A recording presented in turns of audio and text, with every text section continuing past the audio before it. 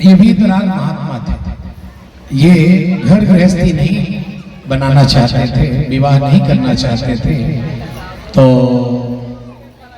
एक बार ऐसे बैठे हुए थे नदी के किनारे, तो अचानक उन्होंने एक मछली को देखा, अपने मुंह से ला ला करके दाना दूसरे मछली के मुंह में डाल रहे थे।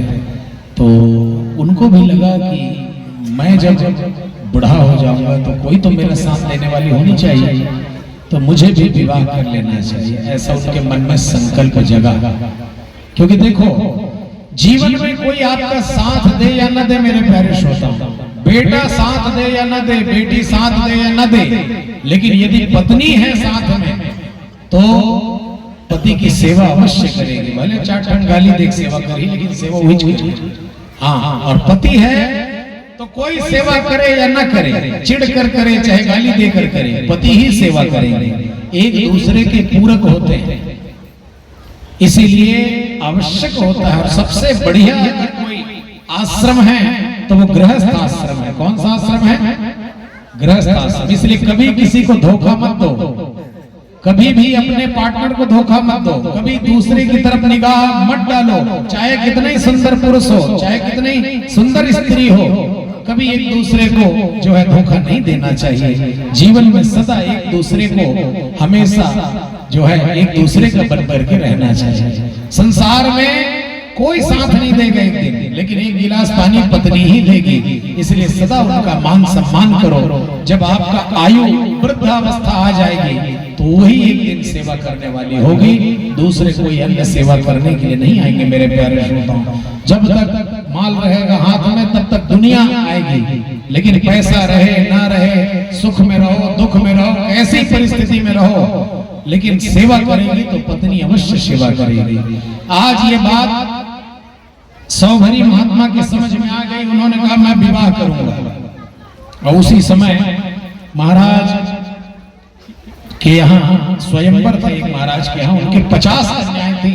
कितनी कन्या थी? 50। अब ये गए, सोचे कि चलो जा करके मैं भी उस स्वयंवर में जाऊंगा, जा करके हाथ मांग लेता हूं पहले का। तो गए सौभरी महात्मा, कहे महाराज मैं आपकी पुत्री से विवाह करना चाहता हूं। महाराज ने देखा कि ये तो खुद डोकरा हो गए, पेट में दांत नहीं है, मुंह में दांत नहीं है, पेट में आंत नहीं है, और चले बिहाव करे मरीजे की मन में सोचे, लेकिन कह नहीं सके काबर की थी तैक के घर शराब देती तो मर जाती राजा। तो महाराज ने कहा कि विवाह करना चाहते हैं आपकी कन्या से। अब महाराज नहीं कह सकते, ना हो कह सकते हैं, क्योंकि कन्या भी तो देखेगी ना कि जो है पुरुष कैसा है। तो राजा ने कहा कि मैं क्या करूं, मन में कहा महाराज मैं मना नहीं करता आपको, ना हाँ कहता, मैं ये चाहता हूं महाराज कन्या का स्वयंवर होगा। मेरी 50 कन्याएं हैं और जो कन्या आपको पसंद कर ले मैं आपका विवाह उसी से कर दूंगा। ऐसा कह दिया और राजा तो अंदर चले गए। महाराज जी वापस आ गए। महाराज समझ गए, वाह बेटा इसलिए कह रहे हो क्योंकि हम बुढ़े हो गए हैं, इसलिए कह रहे हो ना, ताकि कोई पसंद नहीं करेगी तो कहां से शादी का नौबत आएगा। चलो ठीक है। फिर महाराज ने क्या किया पता है? अपने तप के बल से ऐसा दिव्य रूप धारण किया कि सभी लोगों का मन मोहित हो जाए। ऐसा दिव्य यौवन शरीर, एकदम सुकुमार शरीर, एकदम चमकता हुआ देह, और एकदम युवा अवस्था को प्राप्त हो गए और आकर के उसी सभा में सबसे पहले बैठ गए। और जैसे ही 50 कन्याओं के हाथ में माला था और उनसे राजा ने कह दिया बेटी जो तुम्हें राजकुमार पसंद हो उसके गले में माला डाल देना। और भी बहुत सारे राजकुमार आए थे, चारों तरफ राजकुमार ही राजकुमार बैठे थे, एक से एक सुंदर। लेकिन जैसे ही कन्याएं इस महाराज को देखी तो इन्हीं के गले में 50 कन्याओं ने गले में माला डाल दिया। बोलो भक्तवत्सल भगवान की, एक नहीं दो नहीं 50 कन्याओं ने इन्हीं के गले में माला डाल दिया। गजब हो गया। महाराज जी ने अब दिखाते हैं अब तो को, अब 50 कन्याओं से माला डलवा लिया भाई, गजब हो गया। अब ब्याह हो गया, लेकर चल दी। राजस कहे याद है कल आए थे, हम ही आए थे। अब ब्याह हो गया, अनेकानेक पुत्रों को उन्होंने उत्पन्न किया और दिव्य सुखों का उपभोग किया। अंत में उन्हें पछतावा हुआ कि 1200 भरी इतने दिनों तक योग बल तपस्या किया, उसको व्यर्थ में एक क्षण के संसर्ग के लिए हमने पूरा जो है बर्बाद कर दिया। कितना तपस्या करने के बाद तब जाकर के ये शक्ति प्राप्त हुई और हमने विवाह के लिए उस शक्ति का छीण कर दिया। रूप यौवन पाने के लिए हमने उस योग बल को अपना लगा दिया। बताओ, धिक्कार है हमें कह के। और बाद में फिर उन्हें वैराग्य हो गया और वैरागी होकर के फिर रहने लगे और अंत में भगवत प्राप्ति उन्होंने की। ऐसे महाराज सौभरी, ऐसे ऐसे बहुत महाराज हुए जी, जो दिव्य दिव्य महाराज हुए, जिनके शक्तियां अपूर्व थी। इन्हीं के आगे चल करके महाराज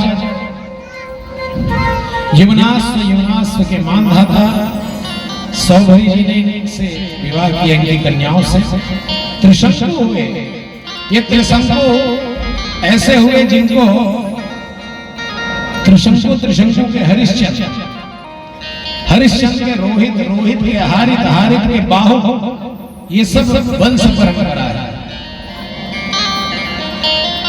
हरिश्चंद्र को कौन नहीं जानता है, जो सत्यता के लिए बीच बाजार में अपने पुत्र और अपनी स्त्री को बेच दिए कल्लू डोम के हाथ में, और जाकर के मरघट में डोम का कार्य करने लगे, चिता जलाने का काम करने लगे। धन्य है ऐसे सत्य प्रतिज्ञ हरिश्चंद्र। इसलिए जब भी देखना कोई झूठ बोलता है ना, हाँ हाँ तहीं आज हरिश्चंद्र की औलाद इसी की थे, आज ही कहावत बन गया है, हाँ हाँ तहीं हरिश्चंद्र से इसी की थे। तो सचमुच में हरिश्चंद्र जी ऐसे बन गए कि आज भी उनका मिसाल दिया जाता है, उनकी ही उपमा दी जाती है कि हरिश्चंद्र जैसे हो गए। त्रिशंकु हुए 3 जगह। इनको जो है महाराज ने अपने बल से, विश्वामित्र जी ने स्वर्ग का जो है अधिपत्य दिला दिया, सशरीर स्वर्ग भेज दिया। और ऐसे त्रिशंकु हुए। उनको स्वर्ग जब गए तो देवताओं ने देखा कि ये तो सशरीर आया हुआ है, सशरीर आए हुए हैं। तो देखा तो बड़ा आश्चर्य हुआ, क्योंकि स्वर्ग में कोई भी व्यक्ति सशरीर नहीं जाता है मेरे प्यारे श्रोताओ। शरीर छूट जाता है, दिव्य देह धारण करके स्वर्ग में जाते हैं, लेकिन ये शरीर सहित स्वर्ग में चला गया गुरु के प्रताप से। तो देवताओं ने उसको ढकेल दिया ऊपर से नीचे। त्रिशंकु जी ने बीच में ही उसको अटका दिया। एक दिन के लिए स्वर्ग का निर्माण किया विश्वामित्र जी ने। आज भी उस स्वर्ग के जो बनाए हुए हैं उसके चीजों के उपयोग हम और आप सब करते हैं। इसलिए देखो, गौ माता को ब्रह्मा जी ने बनाया, लेकिन बताओ भैंसी को किसने बनाया? विश्वामित्र जी ने। किसने बनाया? साल भर महाराज लोग कहते हैं गौ माता का दूध पियो, दही खाओ, घी खाओ, लेकिन एक दिन ऐसा आता है जिस दिन महाराज लोग भी कहते हैं भैंसी का दूध लाओ, भैंसी का दही लाओ, भैंसी का घी लाओ। किस दिन? अरे जोर से बोलो, किस दिन? खमरचट के दिन। क्यों? क्योंकि एक दिन की, उस दिन की महिमा होती है भैंसी के दूध, दही और घी का। क्योंकि उस दिन गाय का दूध, दही, घी उपयोग में नहीं लिया जाता। ग्वालिन के साथ क्या हुआ था? झूठ बोलकर बेच कर आ गई थी, याद है कथा में? उसके सब के सब बच्चे मर गए। बाद में जाकर पुनः जब दी माताओं को, जब उन्होंने व्रत रखा, तब जाकर के उनके पुत्र जीवित हुए। तो ऐसे एक दिन का जो भी इन्होंने बनाया, जैसे धान को बनाया ब्रह्मा जी ने, लेकिन कोदो को किसने बनाया? विश्वामित्र जी ने। कोदो को दही कहते, शुगर वाले लोग खाते नहीं, वही वाला। हाँ, तो ऐसे बहुत सी चीजों को बनाया। पर्यायवाची शब्द बने, जैसे कथा करना है तो लोग कहते नहीं जाओ पंडित उंडित को बुलाओ, इसे कहते हैं। तो पंडित तो पंडित है, उंडित क्या है? चलो बहनी कथम जाबो साड़ी उड़ील पहन ले थनी से गिरती। तो साड़ी है, साड़ी उड़ी का है? टिकली उकली लगा लेती थे, टिकली टिकली उकली का है। भात उत न खा लेती थे, तो भात भात उत का है। चल सजाबो आज कन्हैया के जन्म में फुग्गा उग्गा लगा देता, तब फुग्गा फुग्गा उग्गा का है। माइक टेंटून। तो जितने ये सब पर्यायवाची शब्द बने हैं, लइका उइका, तो ये सब शब्द बने, साड़ी उड़ी, तो ये सब शब्द इसीलिए बने हैं, पर्यायवाची शब्दों को उन्होंने बनाया। इन्हीं के वंश में आगे चल करके महाराज सगर हुए, जिनके बाहु के सगर के 60,000 बेटा हुए, लेकिन एक भी बेटा से उसको सुख नहीं हुआ। इन्होंने जाकर के कपिल महाराज जी का अनादर कर दिया। वही कपिल भगवान जो माता देवहूति को जिन्होंने बढ़िया सुंदर अष्टांग योग के बारे में बताया, वो जाकर के गंगा सागर में विराजमान हो गए। जाकर के इन्होंने क्या किया, घोड़े को चुरा करके ले जाकर के बांध दिया, और इनको लगा कि यही चुरा करके लाए हैं ऐसा करके। तो उन्होंने जैसे ही आंखें खोली तो तुरंत जो है जल करके भस्म हो गए। 60,000 बेटा सगर कर जब सगर के बेटा भस्म हो गए तो उनके पुत्रों ने बहुत प्रयास किया, असमंजस हुए। असमंजस के पुत्र अंशुमान हुए। इन लोगों ने बहुत तपस्या किया गंगा जी की कि गंगा जी धरती पर आ जाए। असमंजस पुत्र जो है अंशुमान, अंशुमान के पुत्र दिलीप, दिलीप के भगीरथ, भगीरथ के खडवान, ऐसे बहुत से लोगों ने तपस्या किया। लेकिन भगीरथ जी महाराज ने जब तपस्या किया तब जाकर के भागीरथी भगवती गंगा मां प्रसन्न हुई। बोलो गंगा मैया की। भगीरथ की कृपा, भगीरथ की तपस्या से प्रसन्न हुई। गंगा जी ने कहा कि देखो मैं तो धरती में चलने के लिए तैयार हूं, लेकिन मेरे वेग इतना तेज है कि मैं रसातल में चली जाऊंगी। मेरे वेग को कौन सहन करेगा? तो पहले ये बताओ। तब फिर भगवान शंकर का आराधना किया भगीरथ जी ने, और भगवान शिव को प्रसन्न किया। भगवान शिव से प्रार्थना किया, हे देवादिदेव महादेव भोलेनाथ, आप कृपा करके गंगा को अपने जटाओं में वास करो। भगवान शिव ने स्वीकार किया। फिर गंगा जी से बताया कि आपके वेग को जो है भगवान शिव अपनी जटाओं में आपको धारण करेंगे, उसके बाद आप वहां से फिर बहोगे। तब वैसे ही हुआ। गंगा मैया वहां से निकली, और जैसे ही निकली भाग बीच में सबसे पहले तो भगवान भोलेनाथ के जटाओं में आकर विराजमान हुई। इसलिए भगवान शिव के जटा से निकली, इसलिए जटा शंकरी हो गई। बोल जटा शंकरी मैया की, बोल शंकर भगवान की। हर हरे भगवान शिव के जटा से निकली तो जटा शंकरी। रास्ते में चलती जा रही थी गंगा जी पीछे पीछे, और आगे आगे भगीरथ जी महाराज शंख बजाते हुए चले जा रहे थे। रास्ते में एक जहनु नाम के ऋषि का कुटी पड़ा, तो कुटी को ही गंगा बहा के ले गए। तो जहनु ऋषि क्रोध में आ गए। उन्होंने कहा, बारे गंगा मेरे कुटिया को बहाती है। तुरंत आचमन किया और पूरे गंगा जी का पान कर गए। ऐसे ऐसे महात्मा हुए जो गंगा जी के पान कर गए। भगीरथ जी पीछे देखे तो धूल उड़ रहा था। तो महात्मा आंख मूंदे बैठे थे। कहा, महाराज जी आपने देखा क्या पीछे गंगा आ रही थी मेरे? बोले हाँ हमने देखा है। बोले कहाँ है? क्या मेरे पेट में है। बोले वाह महाराज, पूरा हमारे पूर्वज मर गए तपस्या कर करके गंगा जी को लाने के लिए, और आप पी गए। बोले हमारी कुटिया को बहा रही थी इसलिए पी गए। बोले महाराज उसको मुक्त करो। महाराज बहुत सारे हमारे पूर्वज हैं जो तड़प रहे हैं और मुक्ति के लिए तरस रहे हैं। तब उन्होंने कहा ठीक है मैं प्रकट तो कर देता हूं, लेकिन मुंह से वापस करूंगा तो गंगा झूठी कहलाएगी। इसलिए जांग को फाड़ करके वहां से गंगा को प्रकट किया। इसलिए गंगा जी के एक नाम पड़ा जाह्नवी। बोल जाह्नवी मैया की। तब वहां से प्रकट हुई, और फिर उसके बाद गोमुख से निकलते हुए पूरे भारतवर्ष को परिप्लावित करते हुए सीधा सागर की तरफ गई। और जैसे ही सागर में पहुंची तो जो सागर के 60,000 बेटों का जला हुआ राख पड़ा हुआ था और हड्डी पड़ा था, उसका जैसे ही गंगा जल से स्पर्श हुआ तो लिखा है कि यत् जलस्पर्श मात्रेण ब्रह्मदंड हता अपि सगरात्मजात एवं जगमुः केवलम देह भस्मभि। जैसे ही राख का स्पर्श किया गंगा जी ने, तुरंत सब के सब वैकुंठ के लिए चले गए। बोल गंगा मैया की। ये है गंगा जी का प्रताप मेरे प्यारे श्रोताओं। इसलिए मरने के बाद आज भी हम और आप सब जब कोई मर जाते हैं तो उनके अस्थियों का संचय करके ले जाकर के गंगा जी में प्रवाहित करते हैं। इसीलिए क्योंकि गंगा जी का स्पर्श होते ही वो सीधा वैकुंठ के वासी बन जाते हैं, उनका मोक्ष हो जाता है, किसी अन्य योनियों में नहीं जाते हैं। इसीलिए क्योंकि गंगा जी का स्पर्श होते ही मुक्त हो जाते हैं। भस्मी भूतांग संगीन स्वयार्ता सगरात्मजा किम पुनः श्रद्धया देवी ये सेवन्ते धृतव्रता।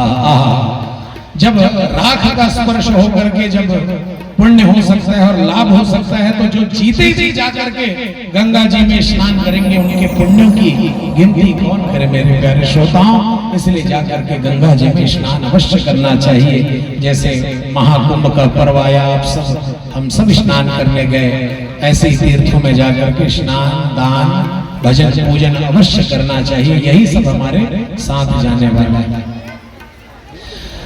दो बेटा थे, पिताजी का स्वर्गवास हो गया। माता जी ने बुलाया, बेटा इधर आओ। तो बड़ा बेटा कहा मैं थोड़ा व्यस्त हूँ, तो छोटे बेटे को बुलाया, छोटा बेटा इधर, ये पिताजी के तुम्हारे अस्थि हैं, इनको ले जाकर गंगा जी में प्रवाहित करके आ जाना। बोले अच्छा ठीक है। उनके घर से गंगा जी 30 किलोमीटर दूर थी। कितने? 20 किलोमीटर तक गया। 20 किलोमीटर बाद एक गांव पड़ा। गांव वालों से पूछा यहाँ से गंगा जी कितना दूर है? गांव वालों ने कहा 10 किलोमीटर। वहीं एक नाला बह रहा था। बोले ये नाला कहाँ जाता है? बोले गंगा जी में जाकर मिल जाता है। तो वो हड्डियों को अस्थियों को गंगा जी में न डाल करके उसी नाले में डाल दिया। सोचा बहते हुए पिताजी चले जाएंगे वहां, डाल के आ गए। अब 1 दिन 2 दिन 3 दिन बीता, तो माता जी को स्वप्न आने लगा कि मैं बीच में अटक गया हूं। माता जी को वो स्वप्न आने लगा कि मैं बीच में अटक गया हूं। बुलाया क्या, बेटा इधर आओ, लगता है तुमने पिताजी के अस्थियों को गंगा जी में प्रवाहित नहीं किया। क्या मतलब है आपका? कह रहे तुम्हारे पिताजी रोज मुझे स्वप्न देने आते हैं कि मैं बीच में अटक गया हूं। तो लड़का बोला लगता है पिताजी मरने के बाद भी सठिया गए। बोले क्या बात करते हो? बोले आपको यहाँ 20 किलोमीटर वापस आके बताने आते हैं कि मैं बीच में अटक गया हूँ। 10 किलोमीटर आगे बह के नहीं जा सकते हैं? 10 किलोमीटर आगे बह जाएंगे तो गंगा जी आ जाएगी, लेकिन 10 किलोमीटर नहीं जा सकते। 20 किलोमीटर वापस आते हैं बताने कि मैं बीच में अटक गया हूँ। तो ये सच तो और क्या है? तो ऐसे भी होते हैं जी। लेकिन धन्य है वो लोग जो अपने माता पिता अपने पूर्वजों को गंगा माता ले जाकर के समर्पित करते हैं और ऐसे पुण्य को प्राप्त करते हैं। इसीलिए तो पुत्र चाहते हैं सभी, ताकि वहां उनकी मुक्ति हो सके।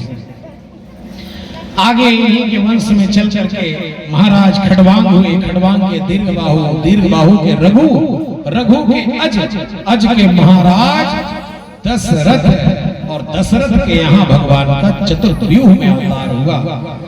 अपने अपने घरन की सब गाहू को पीर, तुम्हें पीर सब घरन की, धन्य धन्य रघुवीर। चतुर्व्यूह में भगवान का अवतार हुआ। कब हुआ? कहे जब चौथा बना गया तब हुआ। बोल भक्तवत्सल भगवान की। आज चौथा बनाया तो गुरु जी के पास गए। गुरु जी से कहा, गुरु जी, दशरथ जी ने कहा महाराज मैं क्या बताऊं, मेरा चौथा बना गया, कोई भी संतान नहीं है, मैं क्या करूं ऐसा जिससे मुझे पुत्र हो। गुरु जी ने कहा धरा हूं धीर वही है सुतचारी, चिंता मत करो, 4 पुत्र होंगे तुम्हारे समय आने पर। पुत्रेष्ट यज्ञ के बारे में बताया। पुत्रेष्ट यज्ञ किया, यज्ञ हुआ तो अग्नि देव चरु लेकर के प्रकट हुए, उसी खीर का वितरण हुआ, तीनों रानियों को दिया गया। और देने के बाद उसी में जब बंटवारा हुआ तो चतुर्व्यूह में भगवान का अवतार हुआ। जब भगवान का अवतार हुआ तो कौन सी तिथि थी, कौन सा नक्षत्र था, कौन सा दिन था, ध्यान देकर सुनिए। सबसे पहले पंचांग देखा जाता है। जब भी कोई बालक जन्म लेते हैं, आप लोग जिस दिन जिन दिन में वार में प्रकट हुए हैं, जन्म लिए हैं, उसमें वैसे दोष और गुण पाए जाते हैं। 7 दिन होते हैं मेरे प्यारे श्रोताओं। तिथि का अगर ज्ञान नहीं है तो दिन से भी आपको पता चल जाएगा कि आदित्य को जन्म्यो जननी, सुत चंचल होत महाबलकारी। आप लोगों में जो लोग जिस दिन हुए वो आप सब अपना पूछ लेना, कौन से दिन हुए हैं बच्चे लोग ना, वैसे ही उनमें गुण और दोष पाए जाते हैं। पूछ लेना किस दिन कौन हुआ है। रविवार के दिन जो बालक बालिकाएं जन्म लेते हैं, आप और हम सभी का है ये। रविवार के दिन जो जन्म लेते हैं वो शरीर से हृष्ट पुष्ट और मजबूत रहते हैं। आदित्य को जन्म्यो जननी, सुत चंचल होत महाबलकारी। बहुत चंचल रहते हैं, एक जगह स्थिर होकर नहीं रहते, भारी दौड़ते भागते रहते हैं। जो रविवार वाले अपने अपने माता जी लोगों को कोहनी मारो, कौन दिन हो रहे हो इसी हाँ पूछ सकते हैं। और सोम को सुशील बड़ो, जो सोमवार को जन्म लेते हैं वो बालक बड़े शांत स्वभाव के होते हैं। वो ज्यादा बात नहीं करते हैं, वो शांत रहते हैं। यदि आपके पति सोमवार वाले हैं तो बड़े शांत स्वभाव के रहेंगे। हाँ, लेकिन जब गुस्सा करेंगे तो कालम महाकाल कालम कृपालम जैसे, वो महादेव जैसे गुस्सा करते हैं। 4 घर बोलवे न देख घबराए इसी की तरह, ज्यादा बात नहीं करते हैं। सोमवार वाले शांत रहते हैं। और मंगल रूप छठाओ जियारा, जो मंगलवार को बालक बालिकाएं जन्म लेते हैं उनके अंदर दिव्य तेज रहता है, ओज रहता है, मंगल प्रधान रहता है। गुस्सा इनको सबसे ज्यादा आता है, उनका गुस्सा यहाँ रखा रहता है नाक में, पल पल में गुस्सा होते हैं। इन लोगों को सरकारी नौकरी का बहुत ज्यादा योग रहता है। पढ़ाई लिखाई अगर अच्छे से करते हैं तो बहुत जल्दी सरकारी नौकरी का योग इनको बनता है। मंगलवार वाले बालकों को बालिकाओं, अबोध को धनवान बड़ो, जो बुधवार के दिन जन्म लेते हैं वो लोग बड़े धनवान होते हैं। उनके हाथ में कभी लक्ष्मी का कमी नहीं रहेगा। अगर आपके पति बुधवार वाले हैं और कहे ना जहर खाने के लिए पैसा नहीं है, भरोसा मत करना, जब जेब में हाथ डालोगे पैसा निकलेगा। तो बुध को धनवान बड़ो, अभी को गुरु आज्ञाकारी। जो गुरुवार के दिन जन्म लेते हैं वो लोग बहुत उपास धास रहने वाले रहते हैं। ये उपास वो उपास, इस दिन उपास, भक्ति भाव, गुरु को बहुत मानने वाले रहते हैं। पूजा पाठ उपास बहुत रहते हैं जो गुरुवार के दिन जन्म लेते हैं। को गुरु आज्ञाकारी। और इसके बाद कौन सा दिन आता है?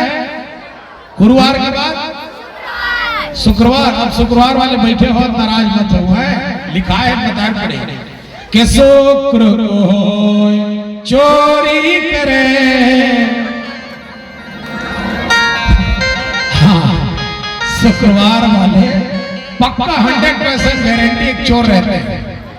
अब कहीं महाराज हम शुक्रवार वाले हमार तो रिपोर्ट दर्ज नहीं हुए ताना, इसका मतलब है आपने घर ही में थोड़ा थोड़ा हाथ झाड़ दिया होगा, या तो पिताजी के जेब से या मम्मी के पर्स से 200-400 रुपया झाड़ लिए होंगे, या तो घर में जैसे दूध गर्म हो रहा है उसी में से मलाई चुरा के खा लिए होंगे, या तो शक्कर चुरा के खाए होंगे।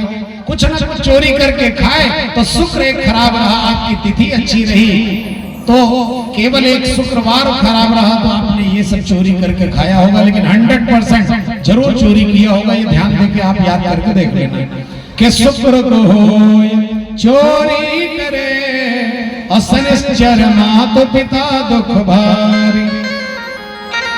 शनिवार वाले जो बालक बालिकाएं होते हैं वो लोग चाह करके भी अपने माता पिता को जो है सुख प्रदान नहीं कर पाते मेरे प्यारे श्रोताओं। या तो कोई नौकरी सरकारी लग जाएगा जिसके कारण बाहर जाना आना पड़ जाएगा, या तो माता पिता की आज्ञा ही नहीं मानते हैं, ऐसे शनिवार वाले होते हैं। शनिश्चर माता पिता दुख भारे।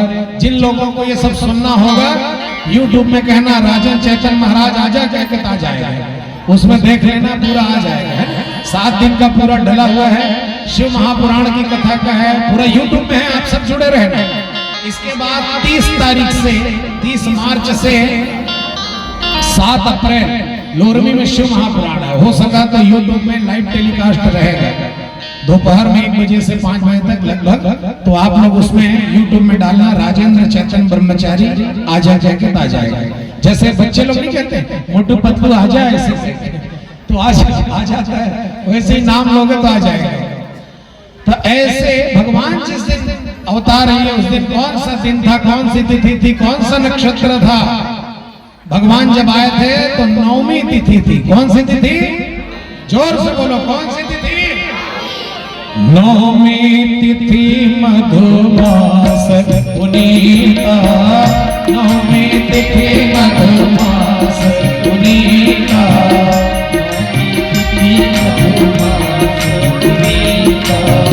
9वीं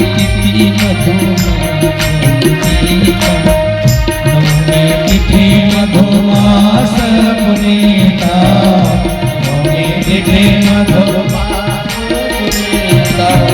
शुक्ल पक्ष अभिजित हरि प्रीता, शुक्ल पक्ष अभिजित हरि प्रीता। 9वीं तिथि के दिन भगवान आए, क्योंकि 9 का अंक जो है अटल अंक होता है मेरे प्यारे श्रोताओ, 9 कभी टलता नहीं है। इसलिए आप देख लेना, 9 का पहाड़ा पढ़ के देखो, जहां तक पढ़ोगे वहां तक 9 मिलेगा। 9 दूनी 18, 18 में 8 और 1 9, 9 दिया 27, भुला गए पहाड़ा में। 27 में 7 और 2 9 चौक 36, 6 और 3, जहां भी पढ़ोगे 9 ही आएगा। दूसरे पहाड़ा में ऐसा नहीं, 8 का पहाड़ा पढ़ के देखो, घटेगा बढ़ेगा घटेगा फिर बढ़ेगा, अचानक ऐसा होगा। लेकिन 9 का अंक ऐसा अंक है, अटल अंक है, कभी टलता नहीं है। इसलिए भगवान 9वीं के दिन आए थे। जय जय श्री राम।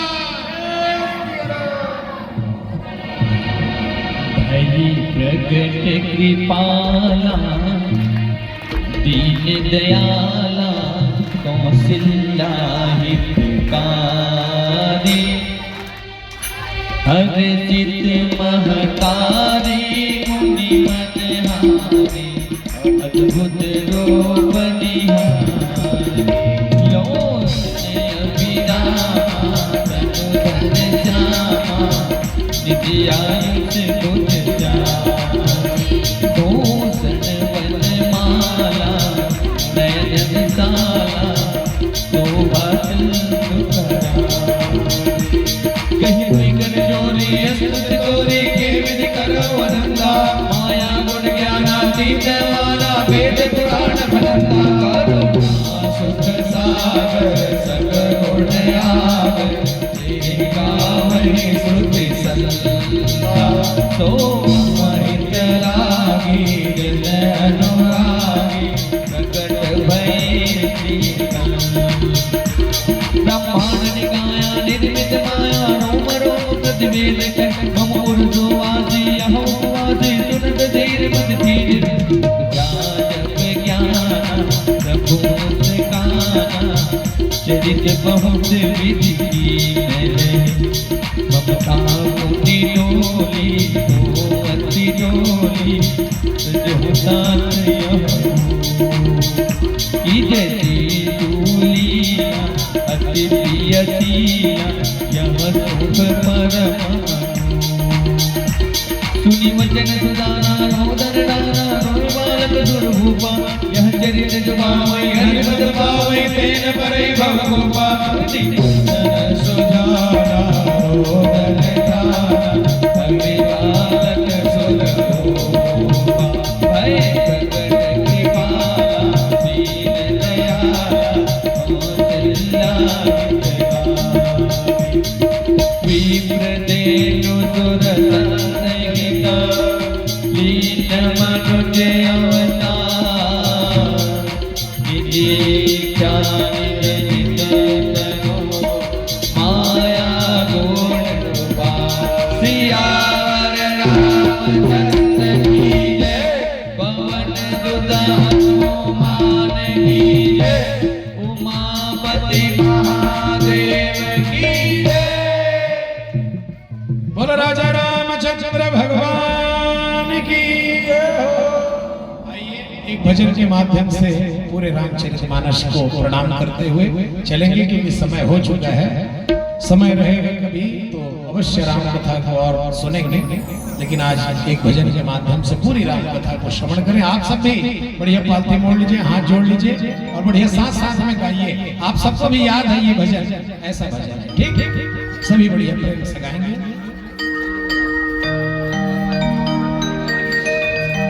ओम श्री महागणाधिपते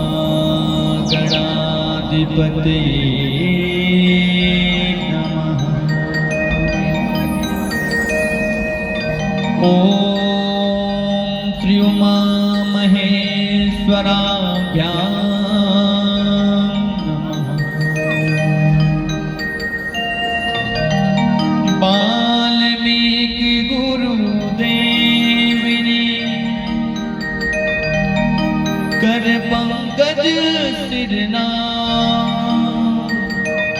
सुमिरो मातु सरस्वती हम पर हो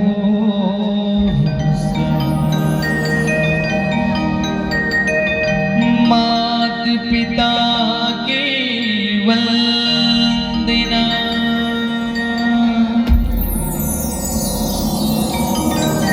करते बारंबार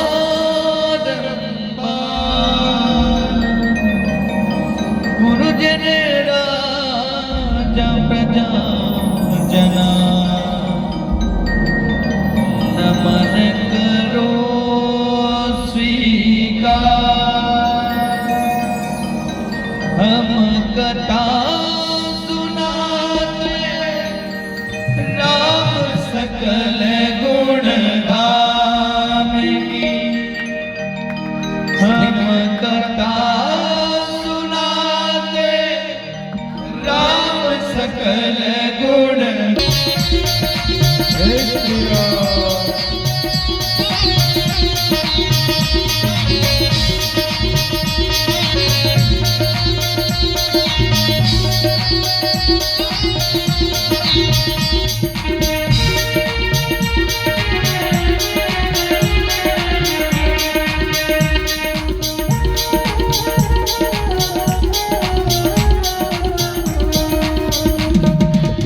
रघुकुल की राजा धर्मात्मा चक्रवर्ती दशरथ वर्णा सप्तति है तू यज्ञ करवाया धर्म यज्ञ का शुभ फल पाया कृपा भर जल में चार तुम्हारा रघुकुल दीप जगत आधारा चारों प्राण शुभ शुभ नामा भरत द्रोण लक्ष्मण रामा भरत द्रोण लक्ष्मण रामा गुरु वसेल की गुरुकुल जाके अंतकाल नीचा सब पूर्ण हुई शिक्षा रघुवर पूर्ण काम हम कथा सुनाते राम सकल गुण धाम की। हम कथा सुनाते राम सकल गुण धाम की। ये रामायण है पुण्य कथा श्री राम की। ये रामायण है पुण्य कथा श्री राम की।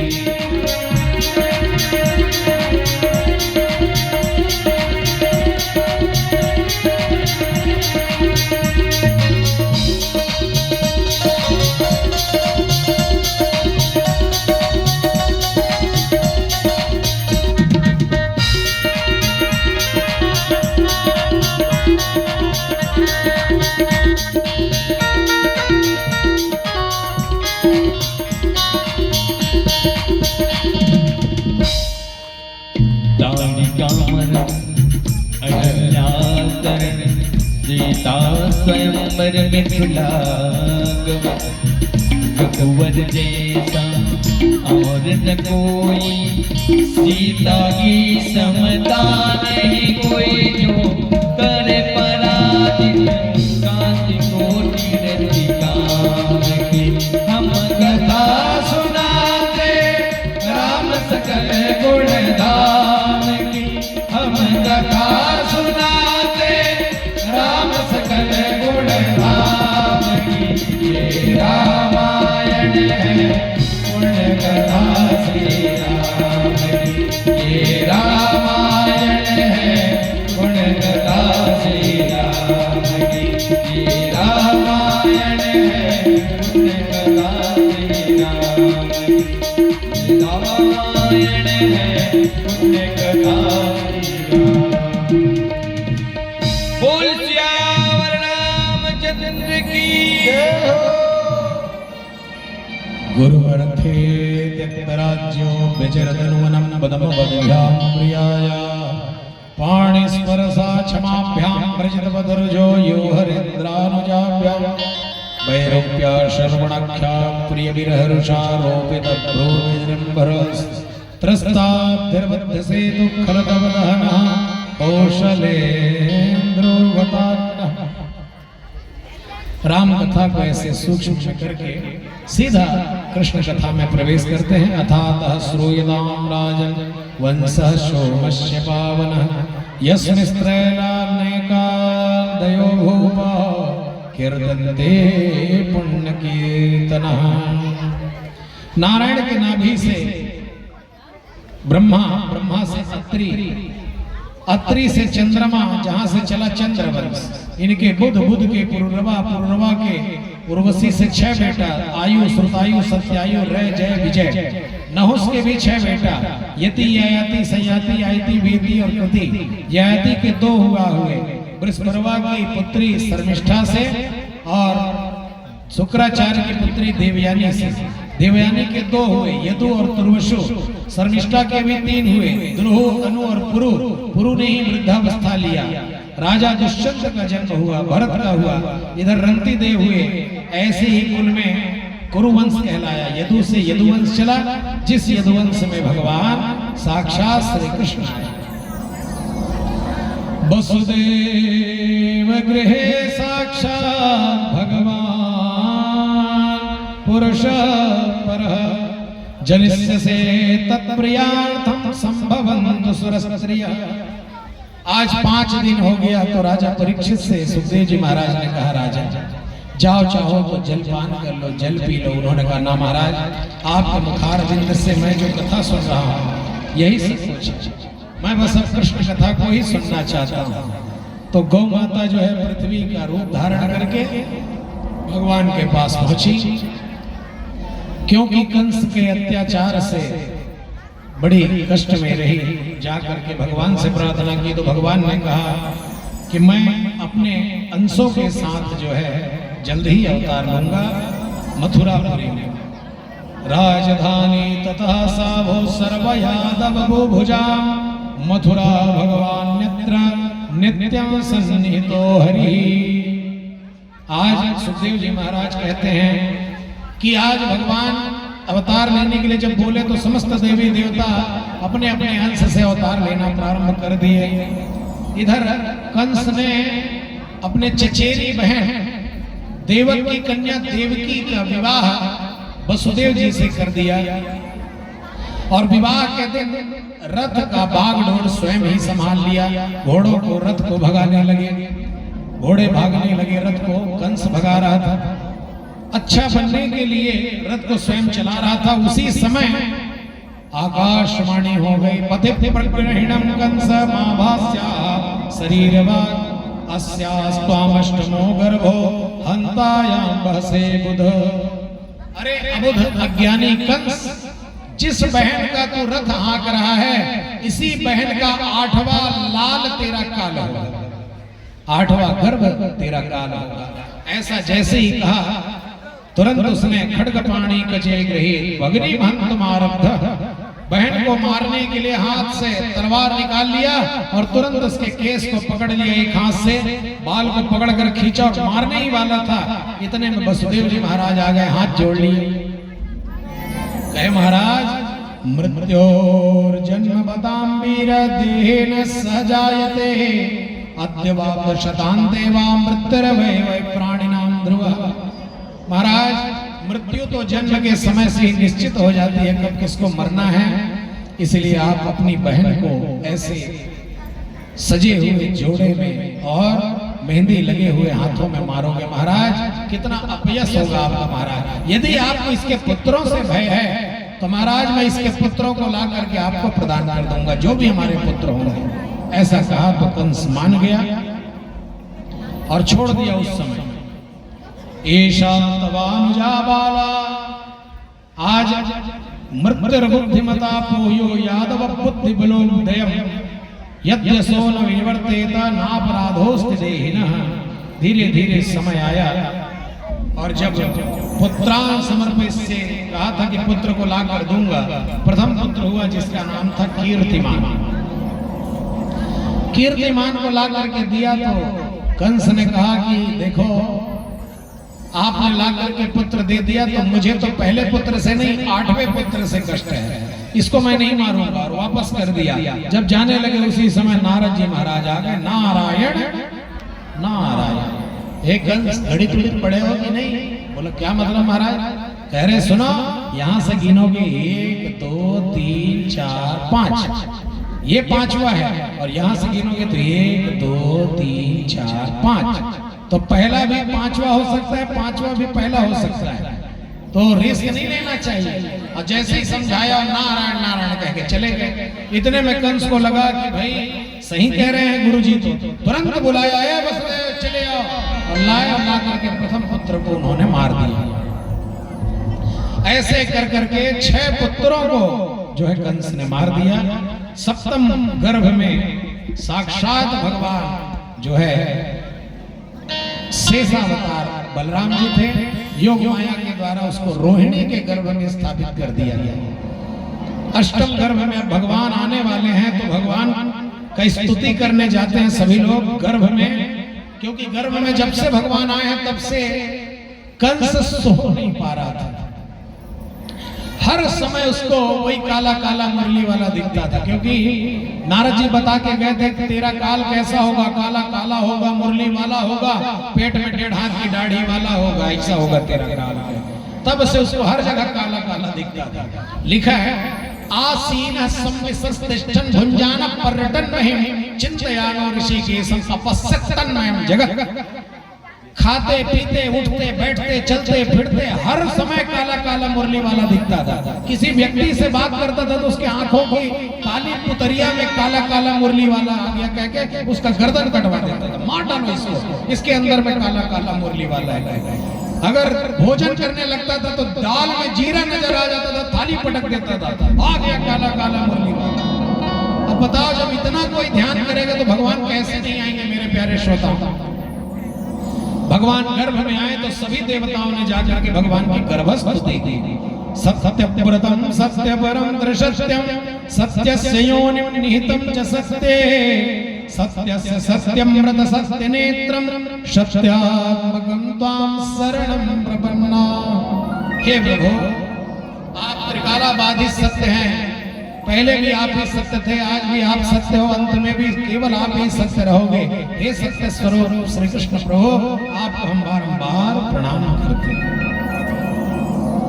सभी देवता लौट गए और लौटने के पश्चात आज वही समय आने वाला है जिस समय की प्रतीक्षा हम और आप सभी कर रहे हैं। अथ सर्वगुणोपेतः कालः परम शोभनः।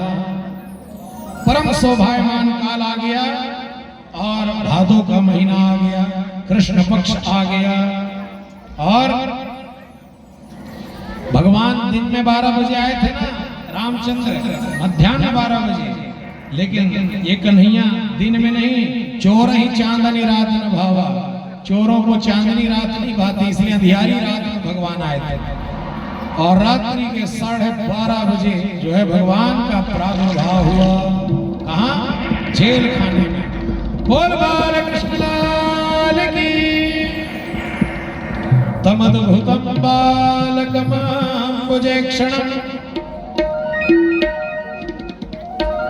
तमद्भुतम बालकमम्बुजेक्षणम् अम्बुजेक्षणम् बालक अद्भुत बालकम अम्बुजेक्षणम् दृष्ट्वा अद्भुत बालक को माँ ने देखा। अद्भुत बालक क्यों कहा? तमद्भुतम बालकम अम्बुजेक्षणम् चतुर्भुजं शंखगदायुधायुधं श्रीवत्स लक्ष्मणं गलगलकौसौभिकौस्तुभं पीताम्बरं सांद्र प्रयोग शोभगम।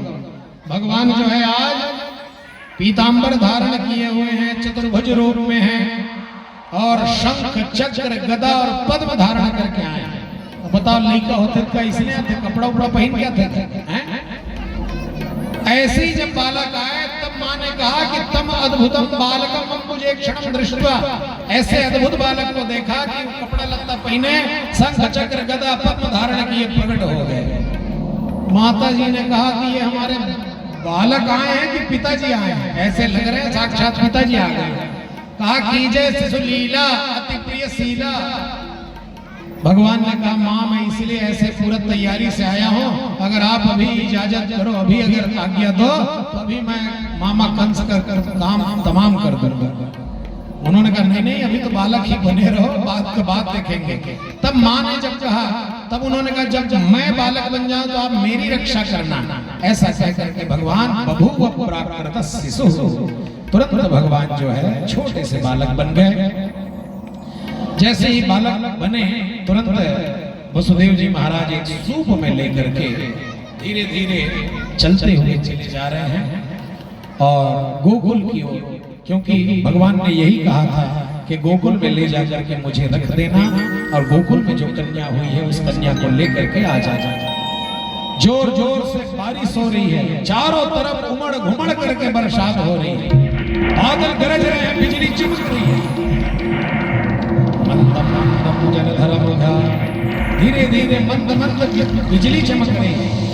मेघानाद घटा घटा घट घटा घटा घटा भू घटा मंडो तस्य बको बको बक बको बाको बको बको विद्युत ज्योति चकी मकी चकमकी चाकी मकी दृश्यते इत्थं नंद किशोर गोपवनिता वाचस्पति नाचना। ज्योति कुंजी एक गगन से जलधरा की ओर छाया का जहां पाप का अंधकार घट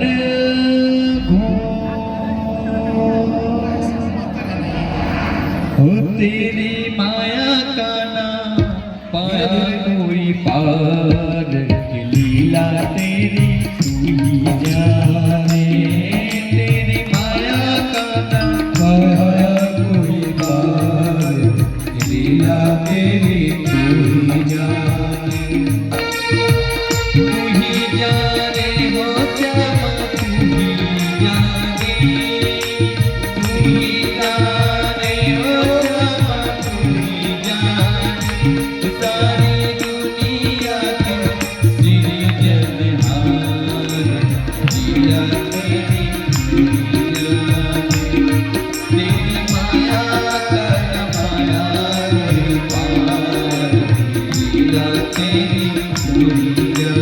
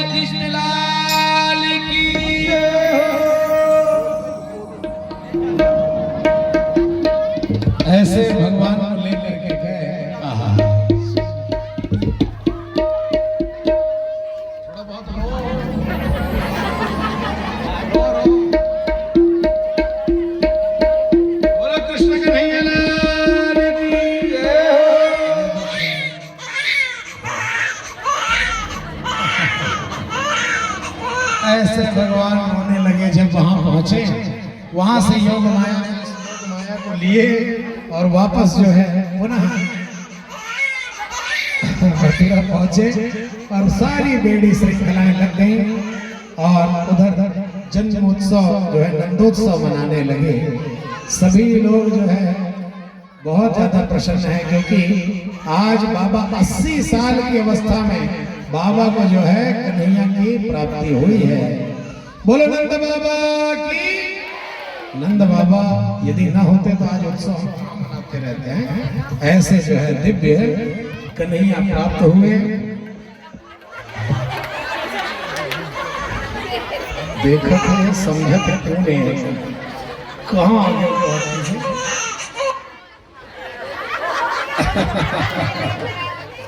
ऐसे जो है दिव्य कन्हैया और इसके बाद जो है दिव्य नंदोत्सव मनाया गया। वाचित्वा स्वस्त्यनं जातकर्मात्मजस्य वै कारयामास विधिवत् पितृदेवार्चनं तथा।